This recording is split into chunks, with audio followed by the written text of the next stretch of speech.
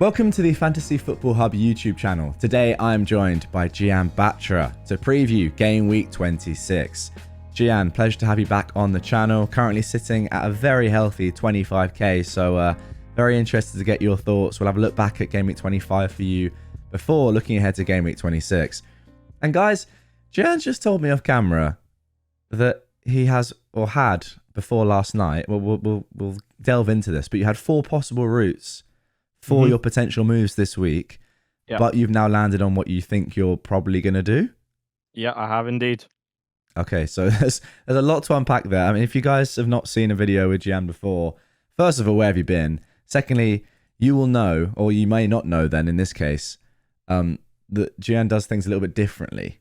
You know, you're a little bit more aggressive than me. I'm more of a sort of boring template manager, which doesn't make for as good content as you, to be honest. I wouldn't say completely. I'm more template than you. Let's just say that. I take less risks than you, take fewer risks than you. But let's get into it. And let's talk about Game Week 25 first, because that sets up our discussion in general about next week. So your team from last week is on screen.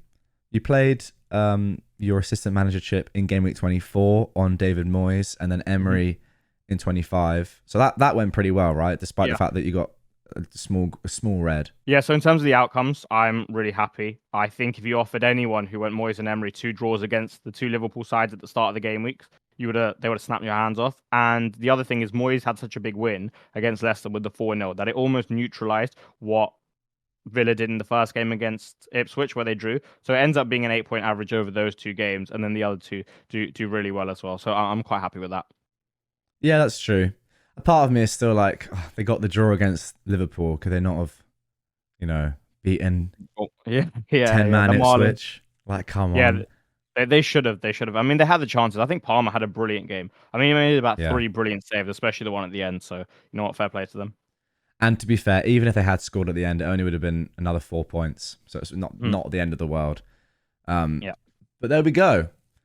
That's the team on screen. Run us through it. Apart from that, the actual players now. Watkins was a great pick. I mean, he did really well. He was one of the standout performers of last week. Salah captain as always.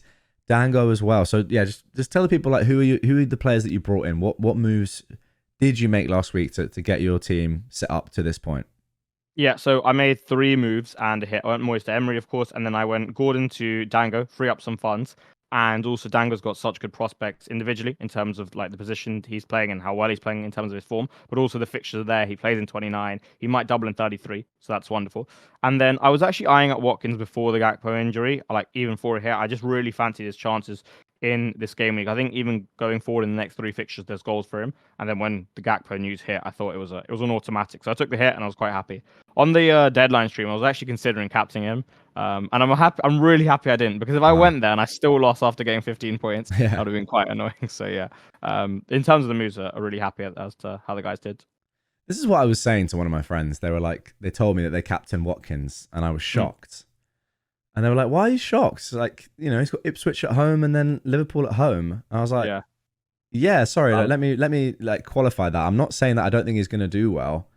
It's more that just you're going up against probably the greatest FPL asset that we've ever had, and he's got great fixtures, and you just know that he's going to get like minimum 2 returns across those games. He ended up getting, what was it, 3? Yeah, 3. Which no one's like, oh wow, he got 3. What a crazy game week. We're just like, yeah, that's what pretty much we expect him to get, right? I think 3 is like very reasonable for what he get. I mean, 20 points is great. 29 was probably a little bit excessive. 20 is more like, well, that's just what he does. I don't know what you think about that. Like, it's just, we'll talk about captaincy now for next week, because it's one of those weeks again where he is, according to the predicted points, the highest point scorer this week. It's close, and it's City away, which, on paper is, well, has been tougher than it is now, but still is like, that's a tough fixture. What are you thinking with captaincy? So if you asked me 24 hours ago, I would tell you that I'm betting against him in the form of Ollie Watkins against Chelsea. Wow. But I've shifted, and I'm actually going to go for Mohamed Salah. I think at the moment, honestly, like, to put it really simply, he's just playing so well, and he's just so good that like I don't think I can bet against him with the other sets of fixtures. The one guy I would genuinely consider if I owned is Brian Mbeumo. I quite like that shout. I can see Leicester scoring, Brentford scoring a few goals on Friday night, but for now, I think I'll just be on Salah, just for the fact that he's actually playing so well, and also like the conditions will be there. Like, yeah, sure, Nico Gonzalez has come in, and I think that'll help them immensely in this type of game, but they'll still concede transitions, and whilst at a lower frequency and lesser quality, I still think they'll be there. They're so devastating. He's the best big six game player that we've ever seen, so I'm going Salah. I Oh, do you think. think that? That is a big claim. What in the Oh, history? like big six. He's got the best record. He's unbelievable. Like when the Is he cameras are actually? Wow. rolling, yeah, cameras are rolling. 4:30, Sky Sports. There's Wow. no one better. Wow. Fair enough. I'm just trying to think about that. I'm just like my memory of him in games, more like outside of the stats. I'm just thinking like, which big games has he not really performed in, or Yeah, he's always there. hasn't got a goal in or something? It's like, yeah, that is. It just is so consistent. He's a joke, and I don't know if this will alter your opinion or sort of yeah, lock it in. But I'm definitely going Salah. There's no doubt about it. I agree with you. If there was a better fixture from someone else, I would potentially go there as well, but I just don't think there is enough to punt on someone else. And I also think like, Salah, you're waiting for a return, you're expecting that return. Whereas anyone else, you're thinking, oh You're yes, my hoping. player has returned. Yeah, exactly. I completely get you. I think that's actually the best way to put it. Like with Salah, there is an expectation. With everyone else, it's a bit more of a hope. Yeah. And then like going someone like Watkins, for example, is a forward. And also I was like more open to the idea after what I saw against Villa. He's just too good at football. And I'm not going against him at the moment. I don't think. I was actually eyeing up a hit for Tell and then captaining Tell. I mean, like Spurs number 9 is never a Wow. bad idea. Midfielder as well, but like I just put myself off that. It was close though. Okay, so that's captaincy. Let's talk about assistant manager then. Just run me through Cool. your thoughts with that. Yeah, sure. So like I told you at the start, I'd 4 possible routes, right? One was a role, which would mean I would keep Emery. One was just an assistant manager transfer, and the other involved a hits for a player. So I am going to be selling Unai Emery, and it was a close decision because I think Villa will beat us, right? But I don't want to put all my eggs in one basket on Aston Villa just because like it's not like we might be in a bad patch, but we're still not an awful side, and I don't want to completely bet against us, especially when you see my team selection in terms of benching. So I'm gonna go off Unai Emery, and I'm gonna go to Graham Potter. You're going to go to Potter. Yeah, I told you to be surprised. I'm going to Graham Potter. Yeah. What the hell? Wow. That is mental. So for you guys watching this right now, that will be in the thumbnail and the title. But at the time of recording, I haven't made the thumbnail and title because I didn't know that was about to happen. So imagine my shock just hearing that news. You're going to Potter. Yeah, You I'm got going to it. Potter. All right, let's get into that. Yeah, sure. Okay, cool. So if I'm gonna sell Emery, I have to go table bonus, right? Like Sure. I'm not going anywhere else. And then as you can imagine, if I'm going Potter, I don't really like the Arteta pick, right? I can't by default. I Yeah. also the only other like out of the favorites, like out of the big managers who are the favorites this week, I like Hertzler, like to an extent. I wouldn't be if someone told me Brighton won like 7-0. I genuinely wouldn't be surprised, right? Um Okay. Even that's only 15 points though. So I like that, but it's not. He doesn't have a table bonus. So I just can't go there because I think when you look at like strategically, mathematically, it makes sense to always target table bonus on the assumption you think the team can win, right? Like with a realistic chance. So for Yeah. me, I have to go for one of them, and then we'll just go through the list, right? Like I think Spurs beat Ipswich, so I can't go McKenna. I think Brentford beat Leicester, so I can't go Van Nistelrooy. I actually think that like Wolves could genuinely give Bournemouth a game, but I feel like they're a little too inconsistent, and with Bournemouth being at home and in good form whilst I can genuinely see it happening, I'm just not prepared to take that type of risk. So I'm not going to go there. Then I guess the only other ones are Potter, Glasner, and I know I'm forgetting one, but talking about Glasner because I feel like he's the people's choice at the moment, right? That's the Yeah. general consensus for the table bonus. I think it's really difficult to bet against Fulham. I mean, they turned Newcastle over at St James's Park. They beat Forest, and they don't only beat Forest. They should have beaten like 5-0. It should have been like a repeat of the Bournemouth game. They made so many chances, and if they just finish better, which has kind of been their issue all season, like if they just finish better this season, they'd be flying, right? Hmm. So I think they can see some stupid goals as well. So I think it's really difficult to bet against Fulham at home, especially when Eze and Wharton aren't fit, which leaves me with someone who I actually like in the form of Graham Potter. So whilst I've done it as a process of elimination, it's more so like I actually think Potter can go there and get a result. Why do you think that? Because I'm Yeah, looking at the predicted points here of all the yeah, managers that people have been yeah. He's seeing me bottom. scrolling through. He's bottom. Yeah, He I is know. bottom. So you really are going against the odds there. I mean, that is how you play, which I massively respect. But like, that is a bold call. Maybe like for me personally, maybe I see a world in which they get a 0-0 or even like a Yeah. 1-0. Is the win? Is the win that much of a? I know, and that would still be a great result. Mm. But surely you have Yeah. to So go for somewhere you can see the potential win, no?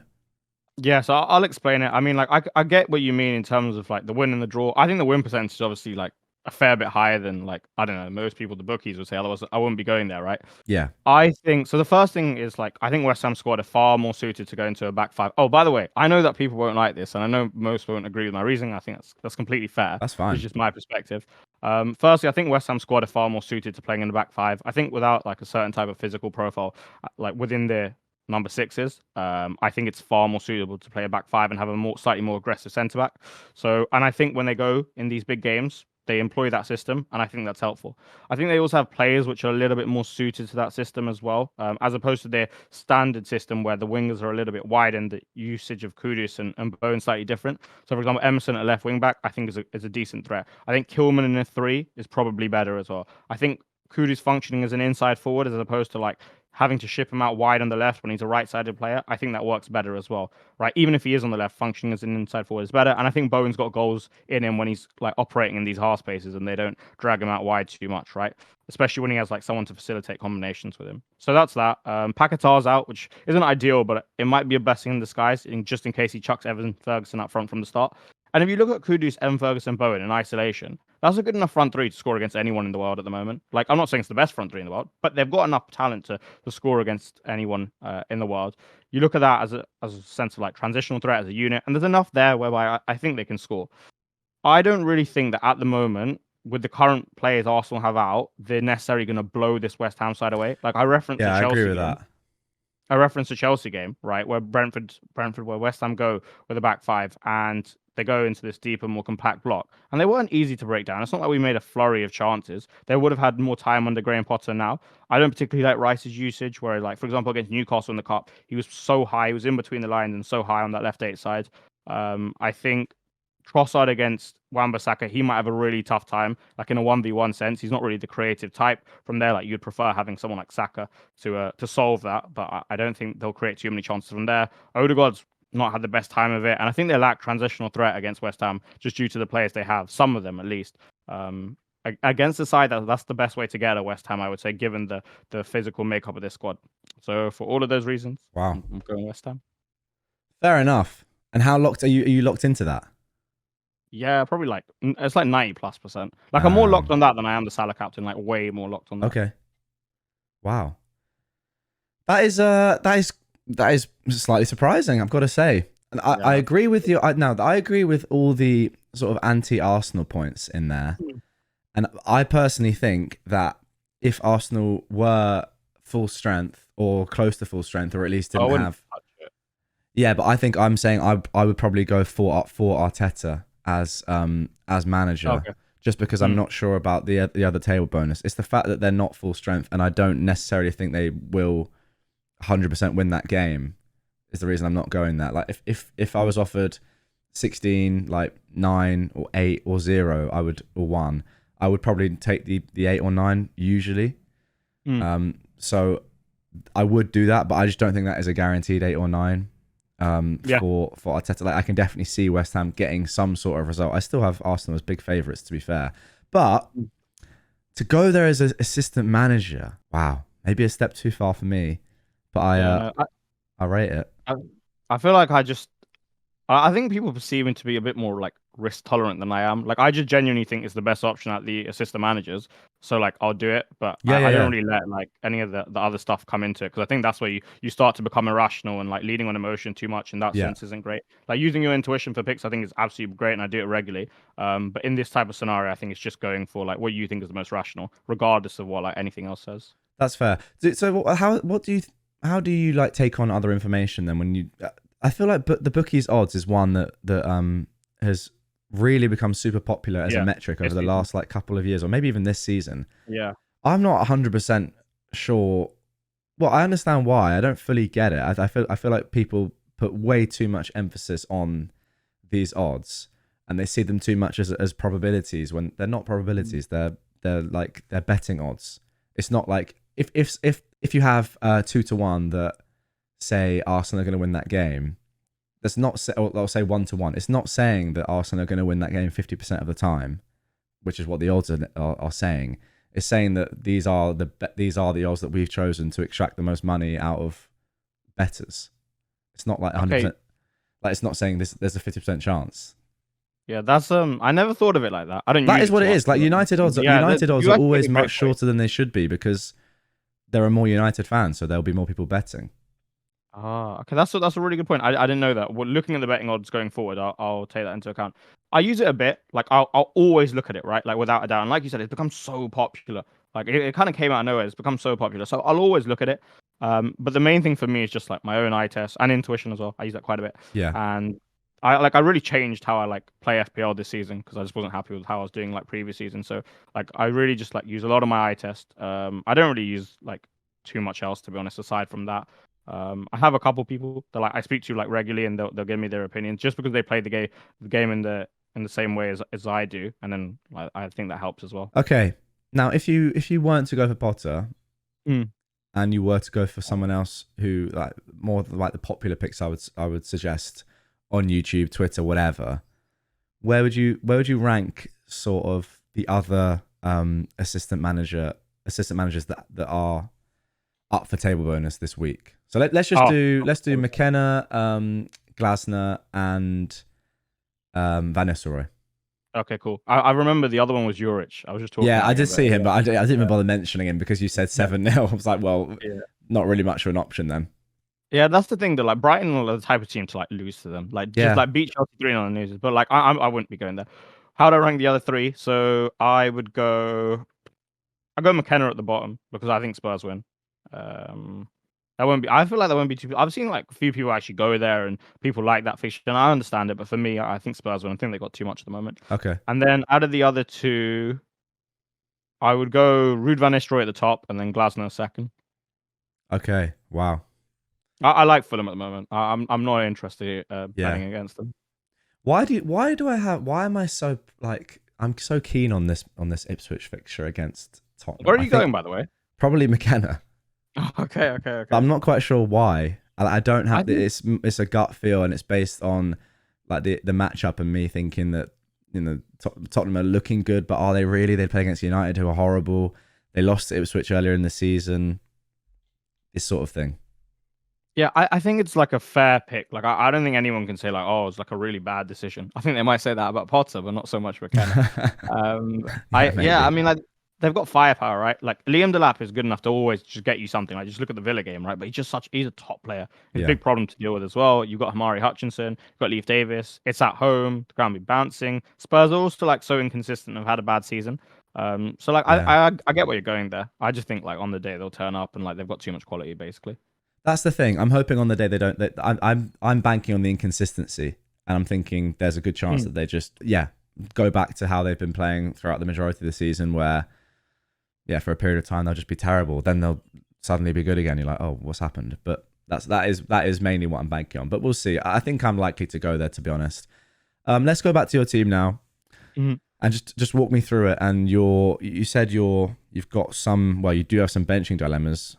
So let's start there. What is the first 11? So we'll go with another bang. I'm benching Palmer. You're benching Palmer. Yeah, and you're playing Rodgers. I'm playing Rodgers. That is crazy.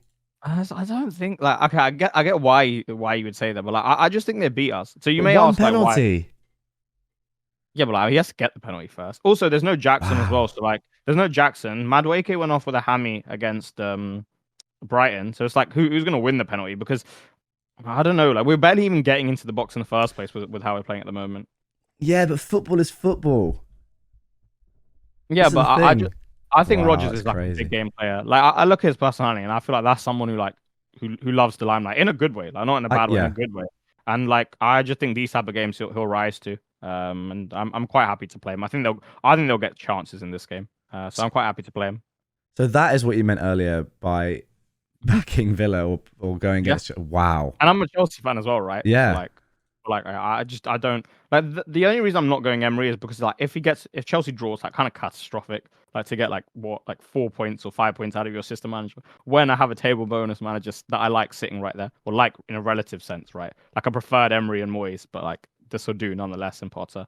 But yeah, I don't think we go there and win. And as we're barely creating any chances. He almost needs a runner as a creative. He doesn't have one. I think Yeah. even Madueke being out for him is a big deal because now you lose like a certain type of 1v1 threat. I think Neto's like a different type of 1v1 threat. And yeah, I don't see us creating too many chances. And I think Villa win, or at least get a draw. I'm more bullish on them, so I'm going Rodgers. Are you tempted to hold the extra transfer then on the assistant manager? I agree with you. I think Villa will win. So I'm like, well, why don't I just? I know there's no table bonus, but is it worth that move to someone that's less likely to win? Much less likely, probably. It's just the fact that like if they don't like I'll be so like I don't think missing out on the upside and then getting it wrong is like acceptable in my case. Okay. Because like at least if I go Potter, like worst case or not worst case, but let's say they draw, I'll be fine, right? Like it'll still be a good result, especially in this game week. Given that like a lot of people going Glasner, and I don't think he gets a result. Yeah. So yeah, it was actually quite close. Like this call was close, but I'm over the line with Potter. Wow. So you're really going against the predicted points and like the models this week, which is nice to see because they're not there for you to copy or use like wholly. It's just an indication as always. But it's just a statistical sort of thing. Wow. That is maybe the most shocked I've ever been in one of these videos. That's good. That's good. It is good. Content, yeah. Great, great content. I was taken aback. Let's talk about the rest of your team then. Will there be any more shocks here? There can't be really. I mean, the rest of the team sort of picks itself, I suppose. I suppose you'll be benching Kanate. Yeah, it was closer, and when I mean it was close, it was really close. Like I was considering like taking a hit, to, like even to bench Rodgers so I could captain someone else. I was gonna sell Foden. He's kind of just annoying me at the moment. It was mainly the performance in the UCL last night, which only caught a bit of like that just put me off a little bit. Also, how good Salah looked. That like I wasn't. I'm not as confident in City as I was previously for this game. I really fancied captaining Mbuemo, but like I just about talked myself out of it. And I was just like, okay, Salah's like playing so well. I'll take a haul from him, and as long as he hauls, like the hit probably won't be worth it. I have Mbuemo, and I'm not going to captain him. That was the one where I had that sort of penciled in as potential captain if City looks a bit better, if Liverpool were a little bit worse. And those two things probably are slightly true anyway. But Salah is just so good that I'm not going to do it. And also Mbuemo's not been that good last couple of games. Really, his non-pen data is not great. So there we go. That is the team. It's an interesting team. I mean, a couple of differentials in there for sure. But let's talk about like sort of players that aren't in your team that you're looking to really target over the next few game weeks and talk a little bit more about chip strategy just to round this video off. So what is your chip strategy, first of all, and then players to target? Yeah, sure. So chip strategy wise, it's no free hit 29. So just have 11 for that. I'll take one hit and I'll have 11 for 29. I'll have a strong 11 at that. I'll have like Haaland, Foden, double Bournemouth, Wissa. I think like either Dorgu or Ryan Nori. I think I might go Dorgu at the moment just because of the fixture he has in 27. Pickford, Gabriel Robinson. So yeah, it'll be a strong team. And Palmer as well, who I won't bench for that game week. And then going forward, like anywhere between 30 and 31, or just those 2 weeks, wildcards, triple captain 32, Mr. Alexander Isak. Albeit I don't love that. So like I'll try and find something. Maybe there's another double in 36 and there's something waiting for me there. Bench boost 33, which is interesting because if I go bench boost 33, I'm getting 15 doublers, right? Because I'm wildcarding beforehand. But at the same time, like Liverpool have Leicester that week, which means I'm losing Salah anyway. But then I'll also have no Arsenal when they're away to Ipswich, and they'll probably like Saka might even be back by that. Like no Gabriel feels a bit and then probably like free at 34, and then just with free transfers be aggressive towards the back end of the season. You raised some good points there. Yeah, I don't know. This is the thing. Every year, like we do bench boost and we go 15 doublers or 14 doublers, and there's you often do just miss out on key single game players with great fixtures, and you're like, and then they return, and you're like, oh well, yeah, that was always going to happen. I don't know. You want to get the appearance points, of course, and you want the upside of players that play twice. I get it, but we'll come to that later down the line. So give me. For sure.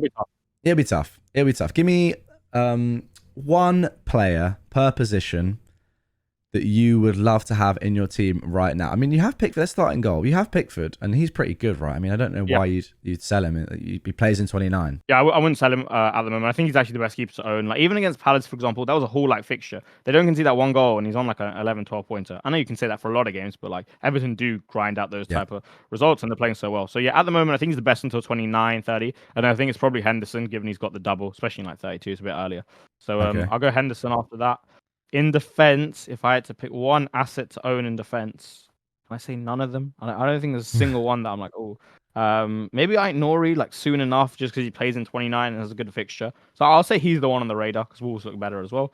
In midfield, it'd have to be. I'm in love with the Bournemouth assets at the moment. That was Yeah. another move I was looking at, like Rodgers to Semenyo, but I couldn't justify it for a hit. So yeah, probably like Clivert. I got a feeling Semenyo does well in the next two games. Like Brighton and Spurs away seems like just him turning up type of game. So yeah, probably Semenyo. I'll go him. And then up front, I would say Cunha, like without a shadow of a doubt. The guy just seems Really? inevitable. Yeah. Yeah, and the fact that I haven't honed him and Wood this entire season has been quite frustrating because it's just like every time I check a goal, it's like Wood, Cunha, Yeah. 9 points, max bonus. So yeah, it'd have to be him. That's the one thing with those two, when they score, they are just nailed on for the bonus. I mean, Cunha 100% is nailed on. Wood is always like 95%, but it's ridiculous. Yeah. Wood doesn't get any chances and then scores the chances he gets. And Cunha's just an unbelievable footballer. He'll surely go at the end of the season, won't he? Yeah, probably. I think he has to. I think like I don't know where he'll go, but I think he'll go. I think he'll stay at the Prem. I think he'll just go to one of the big six, probably like top five as well, and then yeah, get his big move. He deserves it. He's an absolute quality footballer. He definitely does deserve it. Okay, I think that's everything for this video, mate. Unless we've missed anything drastic, but that has been almost half an hour of good advice, I have to say. What are you thinking for next game week? Are you confident of agreeing with Potter? I think it's a game week where I could get a really, really, really big green or like a really, really big red. So yeah, I'm not too sure. I think like fair few people will go Glasner, and I think that won't work. Personally, I think Fulham they've got it at the moment. So almost like I'd say like if 25% of the engaged field go there, a lot go Arteta, which if I win, that will be like double-edged sword because they'll lose and I'll win. But that could go really well. On the other hand, like if he wins, the thing is, if he wins, it's not the end of the world. Like maybe it's like a 2-1 win and it's a 7-point difference. It's not the end of the world. That's basically what Slot and Emery is right now, right? Slot, Moyes, and Emery. So Exactly. I'll end up even. So yeah. That's the thing. Like I know it is a swingy chip, especially when you have a manager playing against another manager that has ownership or whatever. But it's not the biggest of points like shifts, I don't think, week on week. I know a lot of people are saying they don't like the chip at all. It's way too swingy. You got to support a team, etc. I kind of get that. What do you think? I thought you'd like it. I like it as well. Yeah, I think it's fun. Like one, it's fun, and two, I think the more like chaos you have, the more swingy stuff you have. Honestly, just requires you to put maybe a little bit more time to the analysis and like find an edge. And I think whether almost a skill gap gets bigger and the landscape for swings gets bigger, that's where like you can improve as a player. And I maintain, and I know this is sort of like outcome bias, I suppose, and stuff that happened to me. But that Tarkovsky goal is probably the most I've ever celebrated a goal in fantasy. I don't think there's been one that. I think so, because it's first of all, it's like such a big swing from Moyes to Slot. Secondly, I hate Liverpool. They are my most hated team. Right, fair enough. And thirdly, it was a great goal, and it was in like the Merseyside derby. And then it was like, yeah, I had Moyes. Yeah, no, it was great. Like how I just like jumped off myself. Like I go pretty crazy when like one of my players does something. Like one of my big differentials does something. So yeah. I get you. I wouldn't say that was the most celebrated goal. I've definitely celebrated goals more, but like I was up on my feet. Like I was really really happy. And it was good. All right, and mate, you good wouldn't stuff. have that without the assistant manager. Like, and you wouldn't be able to have like a table bonus manager and be looking forward to like, for example, like Ipswich Spurs when you support neither team. Like, yeah, it's good. Exactly. I don't have any Ipswich or Spurs players, and that makes me interested in that game. The most interested of any game this game week. So I think that's pretty cool. Yeah. And I know that like people don't want to support teams that you don't want to support, but like then just choose a different manager. You don't have to choose a manager of a team you do like or don't hate. Like, you know, it's up to you. It's like, oh, I hate Salah. Then don't put him in your team. Then it's like it's your decision. You don't have to put him in your team. I know someone who's gone the whole season without Salah or Saka. There you go. So you can Can be done. There, right? Yeah. I mean, we know about the guy that had no Liverpool players in his team and won. I think I've forgotten his name. I think it's Ben. He Oh. won FPL with no Liverpool players. He's an Everton, What massive season? Everton fan. A while ago now, and the reason was Okay. Liverpool had an off season. They had a really good season the year before. Oh, okay. It was that season. Okay. Yeah. Yeah. Yeah. Yeah. Yeah, so he just like timed it really well. He got lucky, but Yeah. he won it Yeah. doing Yeah. that. Anyway, we've waffled for far too long. That was good stuff though, Gian.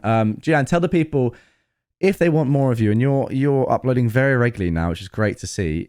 You told me before we started recording that you were in Rome over the past few days, and you were Mm. recording videos for your YouTube channel, FPL Jian Batra, which is linked in the description. Actually, we'll link it in the description. I always forget to do that. Sorry about that. But you're Okay. recording videos at 3 a.m. in your hotel lobby in Rome. Yeah, I mean, like the video had to get out. Like it's just a normal 8 a.m. Wednesday video. So I went to the Wow. lobby, sat there, made the slides, and then recorded. Talk about dedication, Pretty guys. tiring, though. Yeah. Go over to Dedication. Jian's channel. It's FPL Jian Batra. It's on screen right now. Subscribe to the man. He deserves it. Good stuff, mate. And yeah, good luck this game week. And we will catch you on the next one.